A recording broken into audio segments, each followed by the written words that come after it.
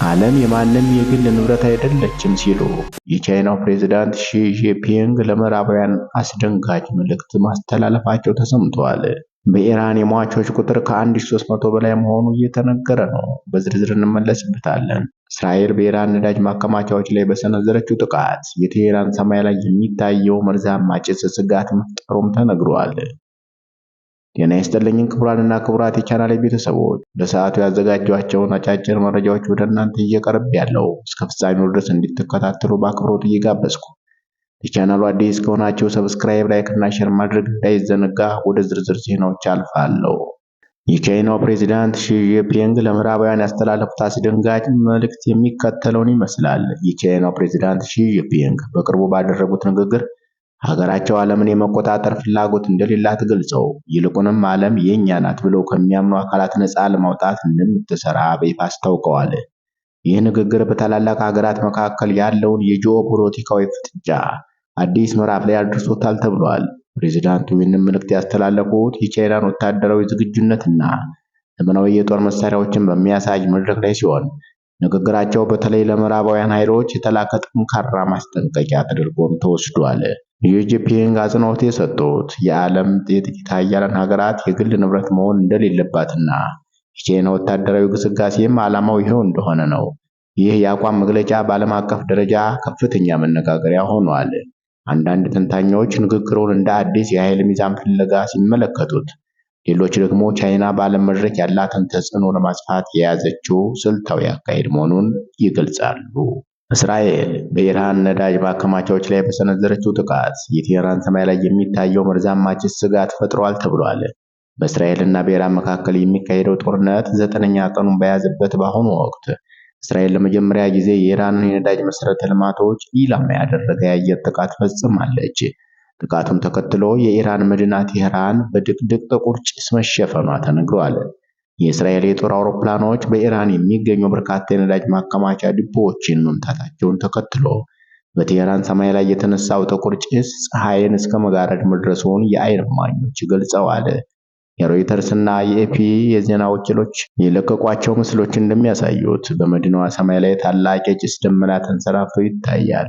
ይህንን ተከትሎ የኢራን ቀይ መስቀል ማህበር ለቴሄራን ነዋሪዎች አስቸኳይ ማስጠንቀቂያ አውጥቷል። ማህበሩ በመግለጫው ከነዳጅ ዲፖዎቹ የሚወጣው ጭስ መርዛማና ለጤና እጅግ አደገኛ በመሆኑ ነዋሪዎች አስፈላጊውን ጥንቃቄ እንዲያደርጉና ከአካባቢው እንዲርቁ አሳስቧል። ይህ በነዳጅ መሰረተ ልማቶች ላይ የተሰነዘረ ጥቃት ለ9 ቀናት በዘለቀው በዚህ ጦርነት ውስጥ የመጀመሪያው መሆኑም ተመልክቷል። ጥቃቱ በኢራን ነዳጅ አቅርቦትና በኢኮኖሚዋ ላይ ሊያሳድር የሚችለው ጫና ከፍተኛ ሊሆን እንደሚችል የፖለቲካ ተንታኞች እየገለጹ ይገኛሉ። እስካሁን ባለው መረጃ ጥቃቱ ባደረሰው የሰው ሕይወት መጥፋት ዙሪያ ከኢራን በኩል የተሰጠ ይፋዊ መግለጫ የለም። የሁለቱ ሀገራት ፍጥጫ ወዴት ሊያመራ እንደሚችል ዓለም አቀፉ ማህበረሰብ በቅርበት እየተከታተለው ይገኛል። ማክሮን የሆርሙዝ የባህሮች መጠን እንደገና ለመክፈት ያለመ የመከላከያ ተልዕኮ ይፋ አድርገዋል ተብሏል። በቆጵሮስ ፓፎስ ወታደራዊ ሰፈር የተገኙት የፈረንሳዩ ፕሬዝዳንት ይህ ተልዕኮ ሊከናወን የሚችለው ግጭቱ እጅግ አሳሳቢውን ደረጃ ካለፈ በኋላ መሆኑን አስረድተዋል። ማክሮን አክለውም ዓላማቸው ኢራን በምትወስደው የአጸፋ እርምጃ ጥቃት የተሰነዘረባቸውን ሀገራት ሁሉ በመደገፍ በጥብቅ የመከላከያ እርምጃ ላይ ብቻ የተመሰረተ እንደሆነ አጽንኦት ሰጥተዋል። የፈረንሳይ ፕሬዝዳንት በዛሬው ዕለት በምስራቅ ሜዲትራሊያን ባህር ከቆጵሮስ አቅራቢያ የሚገኘውንና በእስራኤልና በአሜሪካ የኢራን ላይ ኦፕሬሽን መጀመርን ተከትሎ ወደ ስፍራው የደረሰውን ቻርለስ ዳጎል አውሮፕላን ተሸካሚ መርከብ ለመጎብኘት ቀጠሮ ተይዞላቸዋል ተብሏል። በኢራን የሟቾች ቁጥር ከ1300 በላይ ሆኗል ተብሏል። የኢራን ምክትል የጤና ሚኒስትር አሊ ጃፋሪያን ባለፉት 9 ቀናት ውስጥ በኢራን ከ1255 በላይ ዜጎች ሕይወታቸው ሲያልፍ 12000 የሚሆኑት ደግሞ መቁሰላቸውን ከአልጀዚራ ጋር በነበራቸው ቆይታ ይፋ አድርገዋል።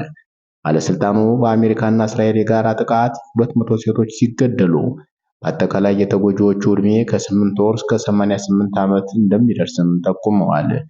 በሚናብ የመጀመሪያ ደረጃ ትምህርት ቤት 175 ሕፃናት ሕይወታቸውን ማጣታቸው በሪፖርቱ የተገለጸ ሲሆን 55 የጤና ባለሙያዎች ቆስለው 11 ደግሞ ተገድለዋል ተብሏል። የኢራን ምክትል የጤና ሚኒስትር አሊ ጃፋሪያን ከአልጀዚራ ጋር ባደረጉት ቃለ ምልልስ ላይ የኢራን የጤና ስርዓት ለሀገሪቱ ፍላጎቶች በቂ ጥንካሬ ያለው ሲሉም ተናግረዋል። ምክትል ሚኒስትሩ አዲ ጃፋሪያን አክለውም ኢራን የጤናና የትምህርት ዘርፎችን የሚሸፍኑና የሕክምና ዩኒቨርሲቲዎች አሏት። የመድኃኒት ኩባንያዎች ለሀገሪቱ የሚያስፈልጉትን መድኃኒቶች በሙሉ ያመረቱና እየሰሩ መሆናቸውንም ሚኒስቴር መስሪያ ቤቱ በባለስልጣኑ በኩል ይፋ አድርጓል ተብሏል። ክቡራንና ክቡራት የቻናሌ ቤተሰቦች ለሰዓቱ ያዘጋጀኋቸው አጫጭር ዘገባዎች የተከታተላችኋቸውን ይመስሉ ነበር። አብራችሁኝ ስለቆያችሁ ከልብ እያመሰገንኩ ለቻናሉ አዲስ ከሆናችሁ ሰብስክራይብ፣ ላይክ እና ሼር ማድረግ እንዳይዘነጋ። መልካም ጊዜ እንደሆነላችሁ ተመኘው።